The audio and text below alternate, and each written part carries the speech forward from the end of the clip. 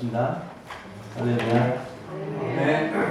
지난주에 저희 딸이 예배 드리고 이제 집에 와서 저한테 이런 얘기를 했습니다.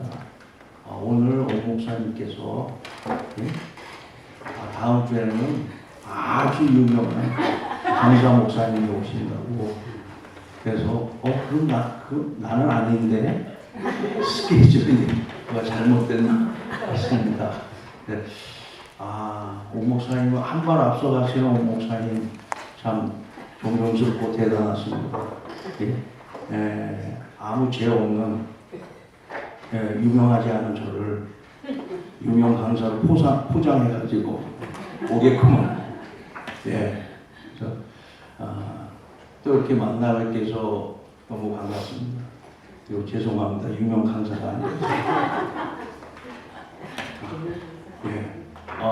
사회자는 유명한 분인데 강사는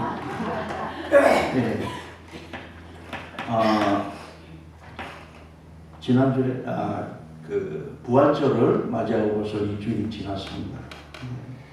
지금부터 약 2000년 전에 지금 같은 시기에 십자가상에 계신 주님, 십자가 위에 못 박히신 주님 앞에 바라보면서 유일하게 그 자리를, 제자의 자리를 지켰던 그리고 뿐만 아니라 예수님의 강청한 부탁에 예수님의 어머니 마리아를 친어머니처럼 받아들이고 또 섬기고 보살폈던 그 제자 사도 요한님을 우리가 알고 있습니다. 그 사도 요한이 100세 가까이 삶을 이렇게 살아오면서 그 오랜 시간이 지났습니다. 지금 1세기 말경 약 85년에서 95년 사이에 에베소 교회에서 계시면서 그 주위에 많은 교회들을 지도하시면서 사도 요한이 본문 오늘 그 요한 1서, 2서, 더불어 3서를 그 시기에 기록했습니다. 오늘 이 사도 요한은 이 세 번째 서신을 통해서 이 서신 안에는 그리스도의 삶에 평가할 수 있는 아주 핵심적인 그런 교훈이 담겨 있습니다. 그 내용은 그리스도인의 인격에 대한 그런 가치를 보여주는, 마치 저와 여러분들에게는 매뉴얼 같은, 신앙의 매뉴얼 같은 그런 것이라고 하겠습니다. 당시 초대교회는 그 영지주의 등 또 이단들의 가르침에 많은 교회가 성장하면서도 많은 평탄치 않은 그러한 교회의 모습이었습니다. 제가 올해 60이 됐습니다. 믿기지가 않습니다. 별로 한 것도 없는데 주님 앞에 무엇을 리포트를 해야 되는지 걱정이 되는데요. 그렇지만 저는 청년 시절 한참 전에 교회의 많은 그 좋은 면들, 또 교회의 참 안타까운 안 좋은 면들을 보았습니다. 그와 비교할 수 없을 만큼 우리 사도 요한은 그 60년 한참 넘게 그 초대교회의 모습들, 좋았던 모습들을 보고 얼마나 기뻐했고, 또 안 좋은 모습들을 보면서 얼마나 안타까워했던 그 사도 요한이 오늘 본문 이 요한 3서를 기록하면서 이 서신의 목적은 거기에 나오는데 그 세 명의 인물이 나옵니다. 가이오, 디오데레페, 그 다음에 데메디오. 이 세 명의 인물을 그 삶을 비교하면서 그들의 특징, 그래서 어떠한 그 성도의 그 온전한 믿음의 삶이 무엇인지를 보여주는 그러한 것입니다. 중요한 것은 여러분, 저와 여러분이 신앙생활하면서 우리 삶 속의 신앙의 인격, 성품이 반드시 따라간다는 것을 우리가 알 수 있어야 됩니다. 그래서 여기서 보면은 사도 요한은 이 서신을 통해서 책임감 있는 그리스도인이라는 그러한 면을 우리에게 설명해 줍니다. 1절서부터 8절을 여러분들이 잘 보시면은 거기에 사도 요한은 가이오 장로, 즉 가이오 성도를 칭찬하면서 그 책임감 있는 성도로 인정하게 된 그 이유가 무엇인지를 말하고 있습니다. 그것이 무엇일까요? 왜 이 성도를 그렇게 칭찬하고 책임감 있는 성도로 봤을까요? 저를 따라 보실까요? 그것은 그의 영혼이 형통하기 때문입니다. 우리는 종종 믿는 사람이건 안 믿는 사람이건 재산이 많아지고 집이 좋은 집, 좋은 차, 여러 가지 물건을 가져서 그 사람을 볼 때 우리는 뭐든가 세상에 저 사람은 왜 저렇게 잘 나가는 걸까? 왜 이렇게 저렇게 문제없이 잘 나가는 걸까? 그렇게 부러워하면서 그렇게 말하지 않습니까? 사실. 그런데 성경은 뭐라고 합니까? 성경은 오늘만큼 말씀을 보시면 내 영혼이 형통한 것 같이 2절에처럼 아마도 여기에 이 이야기를 한 것은 장로 이 가이오 성도분이 오랫동안 질병으로 고생했을 그런 수도 있습니다. 그래서 사도 요한은 이 성도 가이오에게 건강을 기원하면서 이러한 위로 말씀을 했을 것입니다. 하지만 여러분들 성도의 그 처한 질병이나 환경이나 또 그 사도 요한이 앞서 말하기를 거기다 붙여서 참 사랑하는 자에게라고 얘기합니다. 여러분들 어떤 분에게 참 사랑하는 자라고 우리가 불러줄 수 있습니까? 어떤 사람이 정말 참 사랑하는 자라고 경의 말을 들을 수 있을까요? 이 표현은 참으로 놀랐습니다. 얼마나 격려가 되겠습니까? 사도 요한은 왜 이 말을 했을까요? 이 구절은 단지 여러분들 이 말씀은 안부를 묻는 차원에서 이야기한 것이 아닙니다. 이 말을 한 것은 그의 영혼이 잘되고 하나님과의 관계가 잘되고 따라서 하나님 앞에서 인격이 잘 성숙해져가고 그리고 하나님과 함께 동행하는 삶이 잘 되었기 때문입니다. 아멘입니까? 여기서 잘됨이라는 이 말은 그 원문에 보면은 헬라어로 순조롭게 나가라, 같이, 길이 열리라 이러한 뜻을 지니고 있습니다. 이는 단지 물질적인 번영 축복을 의미하지 않으며 삶의 모든 여정에서 하나님과 함께 동행하는 하나님의 인도하심을 받는 그러한 가운데 있다는 신앙적 고백입니다. 그렇습니다. 분명히 여기서 우리는 참 신앙의 책임감이 있는 사람을 볼 수가 있습니다. 참 진짜 책임감 있는 성도는 삶의 우선순위를 언제나 어디서나 하나님께 고정하며 하나님께 향하여 책임감이 있고 그리고 그 최선을 다하는 그 사람이 참 책임감 있는 사람입니다.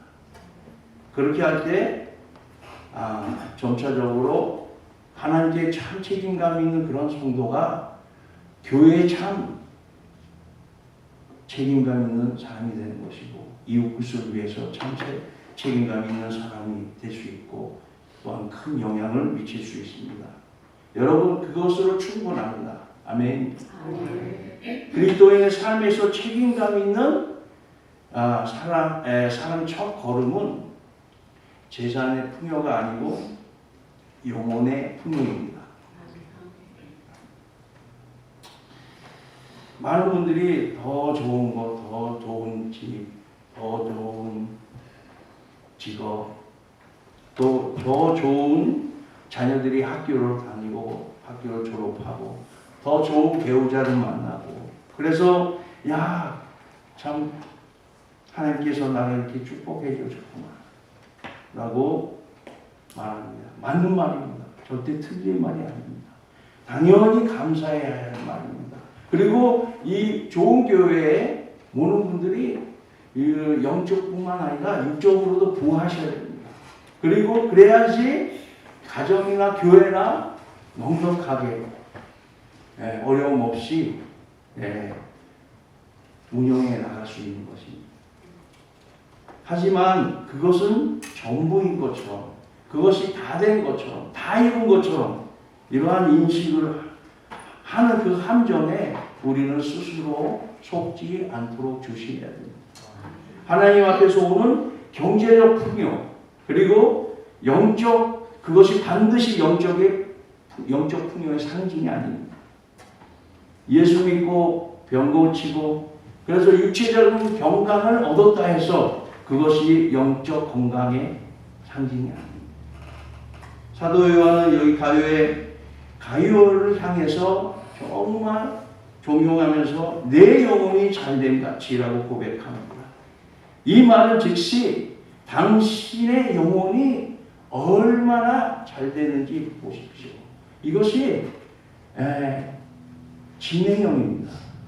이것이 지금까지 잘 되었으니 다가 아니라 계속 잘 될 거라고 하는 이야기입니다. 한번 우리 옆 사람 보고 한번 이렇게 이야기할까요? 옆 사람 보고 당신이 영혼이 얼마나 잘 되는지 보십시오. 아멘입니까? 아멘 안 하시는 분은 이따 맛있는 점심시간에 초대 안 되는 분 책임감 있는 그리스도인의 또 다른 특징은 그와 거기에 따르는 평판입니다. 3절과 4절에 보면은요, 사도 요한은 이 서신에서 가이오에게 그 영혼이 풍요롭다고 칭찬합니다. 왜 그런가요? 이는 그가 진리 안에 서 있기 때문입니다. 진리 안에 행한다는 것은 하나님의 말씀을 잘 순종한다는 뜻입니다. 세례요한은 오래전에 예수님께서 기도하시는 그 모습을 기억하고 있습니다. 요한복음 17장 17절에 그들을 진리로 거룩하게 하옵소서. 아버지의 말씀은 진리입니다.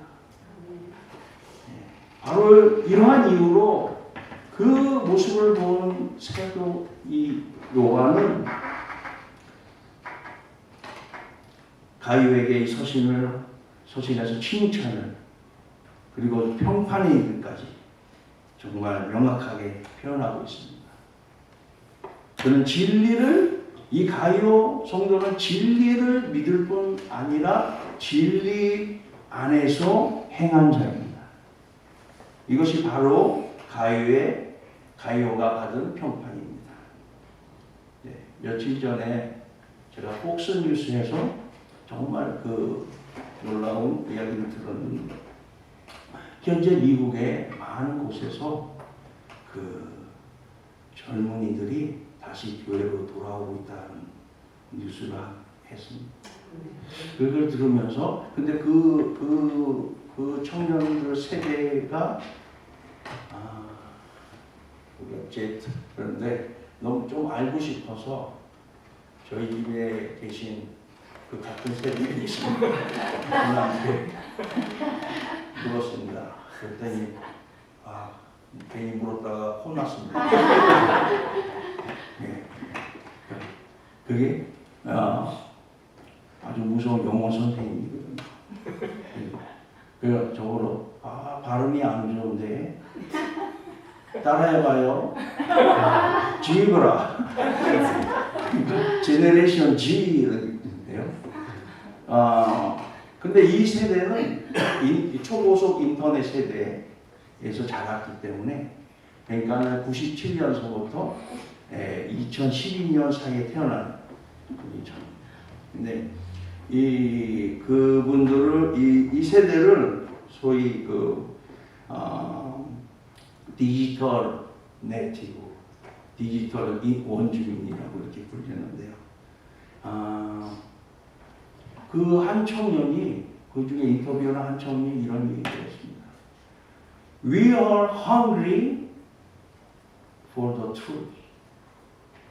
우리는 진리에 대해서 배고파하고 있습니다. 예.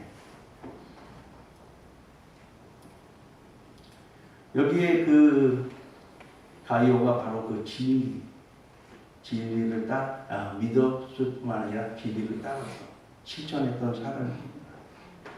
5절부터 8절까지 아까 우리가 다 우리 집사님께서 공독을 하셨는데요. 만일 오늘 사도 요한이 여기 계신 조미교회에 편지를 보낸다면, 서신을 보낸다면, 문자를 보내겠죠. 그래서 여러분들은 다 여기 그 사도 요한의 그 편지를 받을 만한 훌륭하시고 그 자격이 있으십니다. 근데 여기 교회 대표로 오늘 그 유명한 사회자이신 우리 최영수 지사님께서 사도 요한이 문자를 보낸다면, 최 지사님 저녁에 카톡하고 뜰 겁니다. 세례 요한이 이렇게 보냈을 거라고 생각이 듭니다. 사랑하는 좋은 이웃교회 최영석 집사님께서는 형제 자매들을 위해, 특히 나그네 된 자들을 위해 모든 일에 정말 충실하셨습니다. 그들은 교회 앞에서 성도님의 베푼 사랑을 증언했습니다. 하나님께서 받으시기에 아름답게 그들이 여정을 계속할 수 있도록 배웅해 주십시오. 그들은 이방인에게 아무것도 받지 않고 주님의 이름을 위하여 헌신합니다. 그러므로 당연히 우리도 그런 사람들을 환영하여 진리를 위해 함께 일하는 동역자가 되어야 합니다. 이렇게 편지가 올 것 같아요. 어떻습니까, 지금?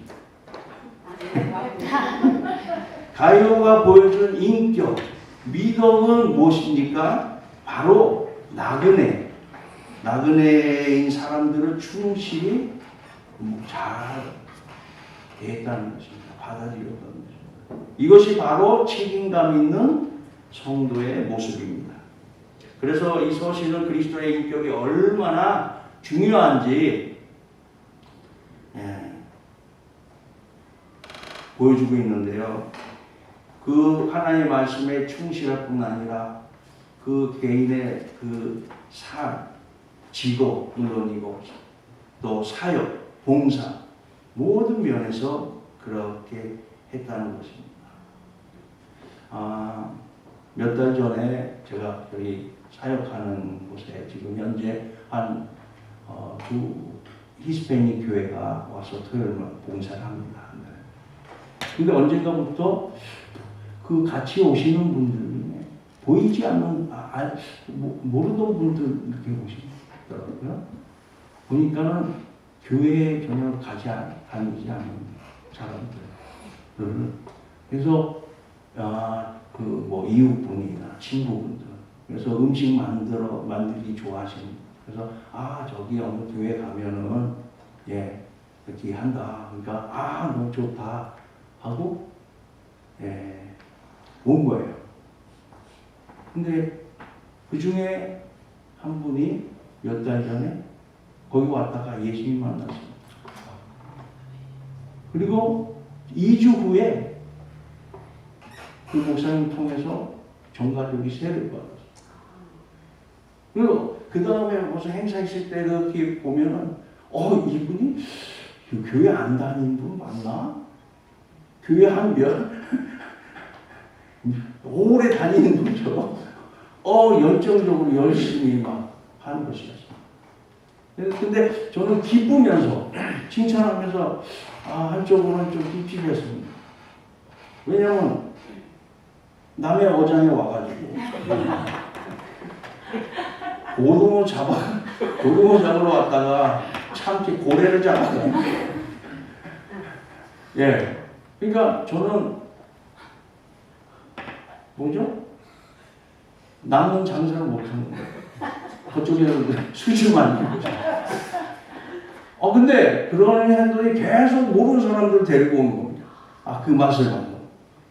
그러니까 그렇게 하나님은요, 물론 우리 그 형제들을 위해서 맞춰서 우리가 사역을 하지만 하나님은 우리가 알지 못하는 놀라운 일들을, 그 우리가 생각지 않았던 사람들을 주님께서 받아주십니다.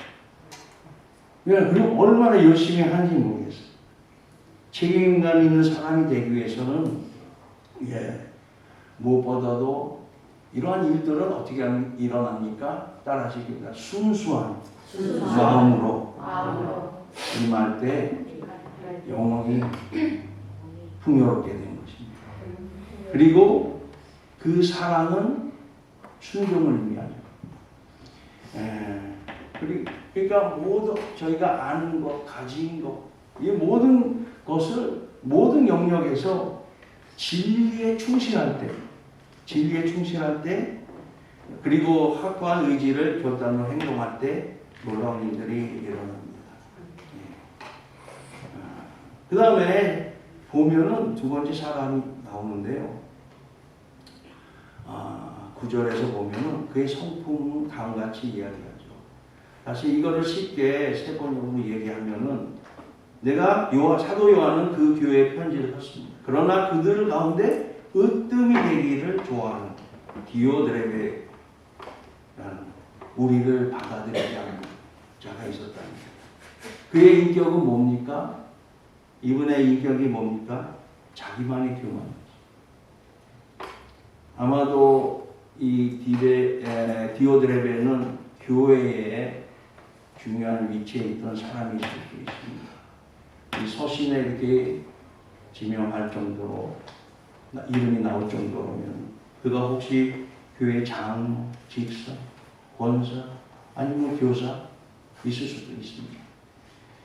지도자의 위치에 있었을 가능성이 많습니다. 요한은 교회를 이렇게 이 서신에서 이러한 평가를 하는데요. 왜 그랬을까요? 그는 교회에서 제일 되기를 좋아했기 때문이죠. 만약 다른 형제들, 다른 성도들이 이 서신을 읽는다면 디오드레베는 참으로 그 인정을 받지 못할 그런 사람이었을 것입니다. 왜냐하면 그는 첫째가 되고 싶어하는 그런 마음이 있었기 때문에. 그래서 우리는 스스로 속지 말고 속지도 말아야 됩니다. 여기 보면은 10절에 좀 더 보면은 내가 가면, 요한이 내가 가면 이렇게 이야기합니다. 이제 방문할 것이라는 것이에요. 그런데 여기서 내가 행한 일을 잊지 아니하리라. 헬라어로 히포네소스이라는 단어인데 이거는 내가 생각나게 할 것이다. 여러분들 그런 아주 섬뜩한 말 있지 않습니까? 기억해 두겠어. 드라마 같은 데서 많이 나오지. 기억해 두겠어. 무서운 말입니다. 근데 왜냐하면 그가 온갖 안 좋은 말로 비방하고 뿐만 아니라 이 교회에 있는 성도님들 또 다른 이름 모르는 사람들을 초대하는 것조차도 방해하고 막고 이랬다는 겁니다.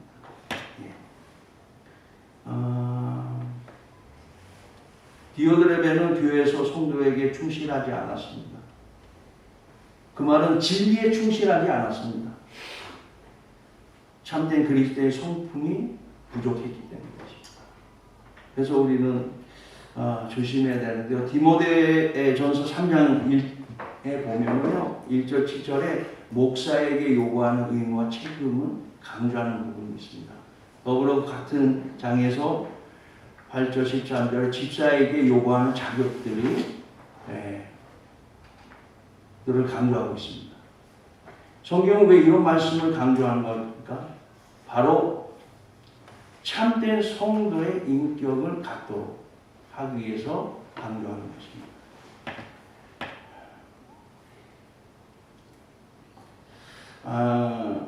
여기서 보면은 이 사람은 막 비방하고 근거 없는 얘기하고 막 그러지 않습니까?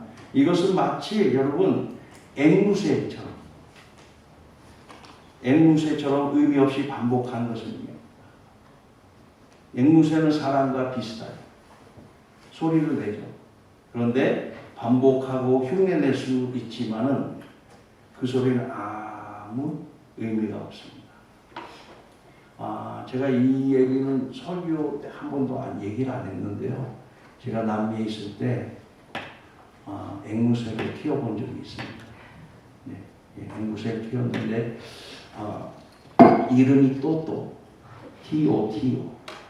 근데 거기다가 M자만 붙이면 똥똥 무슨 얘기냐 바보라는 거.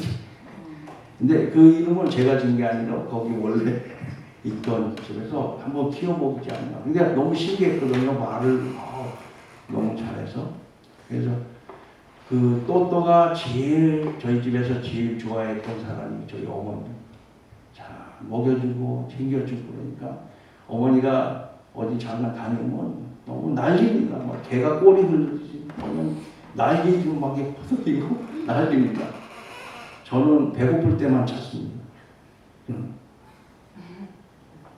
Pablo, hambre. I'm hungry. 예.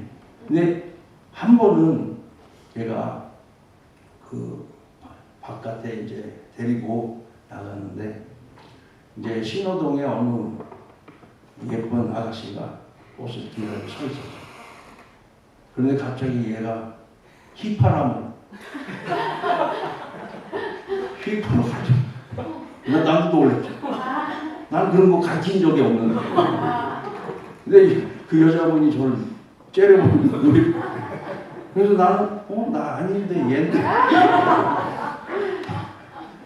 그래서 세상에 믿을 사람 없다고 지만 그때 제가 믿을 새도 없다는 걸 처음 알았습니다. 예. 근데 지금도 근데 지금 여기 개 키우신 분은 너무 죄송합니다. 저는 한번 키워봤기 때문에 다시 한번 앵무새는 키워볼 만하다. 그렇게 배신당하고도 예. 그래서 너무 재밌었습니다.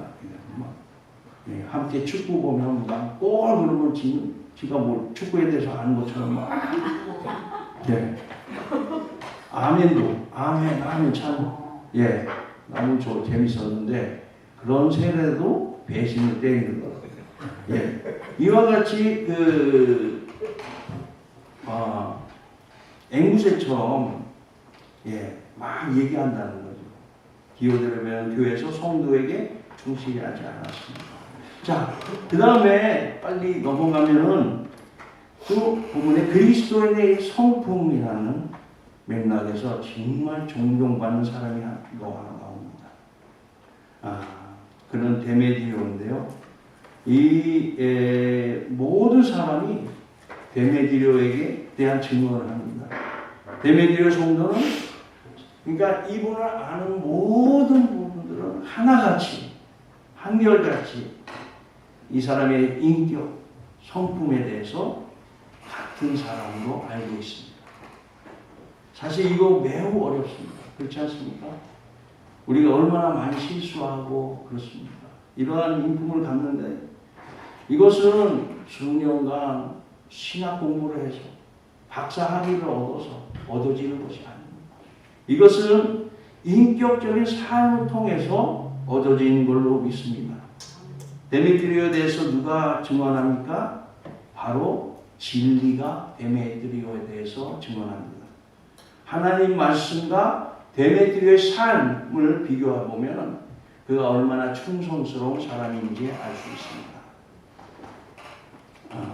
그래서 끝 인사로 우리가 증언한다고 합니다. 사도 요한 데메트리오 이분에 대해서 훌륭한 그리스도인, 존경받는 사람 디메트리오를 증언하고 있습니다. 누가요? 사도 요한입니다. 여러분 데메트리오 같은 간증을 갖는다면 얼마나 좋겠습니까? 얼마나 신나겠습니까? 그래서 우리의 삶의 모든 삶을 보는 모든 사람에게서 존중받는다면 얼마나 좋겠습니까? 어쩌면 많은 사람들은 우리 기독교 신앙을 이상하게 바라보고 미쳤다고 생각하는 분들 많이 있습니다. 좋아요 여러분, 그런 세상에 살고 있는 것이 사실입니다. 하지만 아무리 세상이 그렇다고 한들 데메트리오와 같은 참 사람의 간증을 갖는다면 세상은 결코 우리의 인격을 평가할 때 여러분 참 성도로서의 존중을 받게 될 것입니다. 아멘입니까? 아멘. 근데 이런 것을 위해서 우리의 삶이 어떻게 해야 되느냐? 우리의 삶이 어떤 삶을 드려야 되느냐? 한번 따라 하실까요? 우리의 삶은 간증이 있는 삶을 드려야 된다. 물론 이게 하나님께서 간증이 있는 삶을 주신다고 하지만 하나님께서 간증이 있는 삶을 살 수 있도록 우리가 노력하도록 우리에게 말씀하는 겁니다. 한번 옆에 분 다시 한번 보시죠. 그럴까요? 예, 환하게 웃으십니다. 예, 부부 대신 화가 나는 웃음 말고 화나는 웃음. 예, 간증이 있는 삶을 삽시다. 아멘입니까? 예. 말씀을 정리하면서요. 제가 미국 교회사에서 정말로 존경하는 한 분이 있습니다. 그 이름은 데이비 브레이너라고. 이분은 1718년서부터 1747년에 계셨던 분이야. 짧은 29세 짧은 삶을 살았습니다. 29세 젊은 나이에 순기까지 이분은 북미 원주민 인디언 선교를 위해서 정말 헌신했던 분입니다. 데이비 브레이너는 그 참 아주 청년 때 일찍 그 회심하고 예수님 만나고 그래서 감명받고 그 예일대학 신학교에 이제 들어가게 되는데 근데 거기에 예일대학교에 어떠한 옳지 않은 그러한 교우들을 보고 그걸 비판했다가 퇴학당했습니다. 쫓겨났습니다. 하지만 이 브레이너는 낙심하지 않고 스코틀랜드 복음주의의 후원을 받아서 그 뉴 잉글랜드 지역의 원주민 인디언들을 위해서 장로교 선교사로 헌신을 했습니다. 육체적인 병과 고도 우울증을 앓면서도 그 어려운 환경 속에서 오직 하나님의 주권 신뢰하며 처절한 영적 투쟁, 그래도 하나님 중심의 삶을 향한 갈망, 인디언들을 위한 희생적인 사랑과 기도를 섬기다 29세에 근데 이 결핵으로 하셨는데요. 그에게 그 삶에 대해서 감명을 받은 사람이 누구냐면 조나단 에드워드. 조나단 에드워드가 그 집에서 갈 곳 없는 힘든 이 브레이너를 자기 집에 한동안 같이 살면서 조나단 에드워드 집에서 이제 마지막 생을 마쳤습니다. 근데 그 전에 너무 감명받고 그런 분들을 책으로 내고 싶어 했습니다. 조나단이. 근데 처음에는 거절했습니다. 자기는 유명 이렇게 원치 않게. 그러나 강청한 에드워드 그 주위의 사람들의 강청을 위해서 그 책을 했는데 그게 데이비드 브레이너 생애와 일기라는 책입니다. 이 책은 그야말로 인도를 불태웠던 헨리 마틴, 윌리엄 케리, 저 남미 에콰도르에서 정말 젊은 그 삶을 어떤 지메리어, 그 외 수많은 선교사 신앙인들에게 엄청난 그 신앙의 도전을 주었습니다. 오직 하나님의 영광과 원주민의 핵심을 위해서 자신의 삶을 온전히 드린 헌신, 모범적인 신앙, 이것이 우리가 가져야 할 신앙인 줄로 믿습니다. 여러분들 좀 어려운 얘기하고 오모지신이라는 말이 있습니다. 옛 것을 통하여 새로운 것을 세워나간다. 옛 것을 잘 살펴서 성찰하고 반성하면 새 것을 잘 알게 되어 다른 사람들의 스승이 될 수 있다는 뜻입니다. 이 말을 그리스도의 관점에서 재해석을 하면 개인이나 공동체가 과거의 잘못을 잘 살피고 회개하면 새로운 미래를 열 수 있다는 뜻으로 이해될 수 있습니다. 과거로부터 이어져 유산, 이걸 잘 살려서 좋은 유산들을 잘 살려서 미래 사역 환경에 적합하도록 이 최적화한 그러한 작업들이 지금 저와 여러분에게 있습니다. 오늘 많은 자녀들이 왜 교회를 떠나는 걸까요? 뭐 이렇게 보이는 건물, 시설, 어떠한 그런 것이 모자라서 그럴까요? 그게 아닙니다. 윗물이 맑아야 아랫물이 맑다는 이야기, 이 속담처럼 1세대 부모의 신앙이 맑아야 교회 미래에 책임질 우리 이 자녀들의 신앙도 맑아지는 것입니다.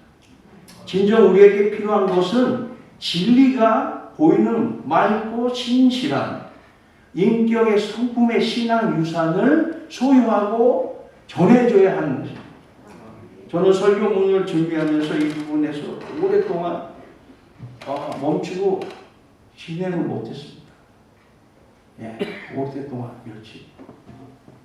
왜냐하면 많은 경우에 모범과 존경받을 만한 것이 너무나 미약하기 때문입니다. 목사 이전에 한 성도로서 책임을 너무 많이 느끼게 됩니다. 모범 있는 부모의 신앙이 유산으로 남을 때 비로소 우리 자녀들의 신앙도 모범됩니다. 그래서 미래 비전이 있는 교회로 세상을 향해 복음의 빛을 발휘할 때 세상은 치유가 되고 구원함을 받게 될 것입니다. 좋은 이웃교회는 사랑하는 우리 좋은 이웃교회 성도 여러분, 책임감 있는 사람, 책임감 있는 성도, 그 영혼이 그 범사가 풍요로운 사람, 가요의 그 신앙의 유산과 참 좋은 평판을 존경받는 성도, 대매들의 신앙의 유산을 이어받을 수 있는 교회가 되기를 원합니다. 좋은 이 교회는 가정이, 그래서 모든 가정, 이 교회 가정들이 사랑하는 자여 내 영혼이 잘된 같이 내가 범사에 잘되고 강건하여지는 지금 세대를 이어 후손 세대 가운데 가정들이 살아나고 이웃이 살리는 마침내 주의 나라가 임하는 은혜가 충만하기를 주님의 이름으로 축원합니다. 축복합니다. 기도하겠습니다.